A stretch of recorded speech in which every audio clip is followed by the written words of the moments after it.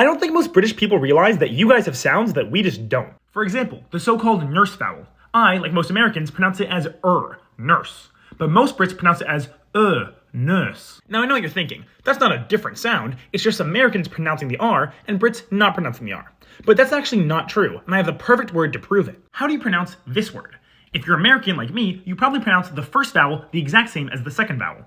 Further, But if you're British, you probably pronounce the two vowels differently. Further, Now that second sound Americans definitely do have. Take for example a word like comma. But the first sound, most Americans just don't have. So, in the original video when I said that ERM was the British way of spelling that was an oversimplification. Sure, that might be true for most American phonologies, which have merged those two sounds, but for most British phonologies, the two sounds are still distinct. And so in the same way that to Brits, further has two different vowels, even though Americans only perceive it as one, so too are and two different words. Further,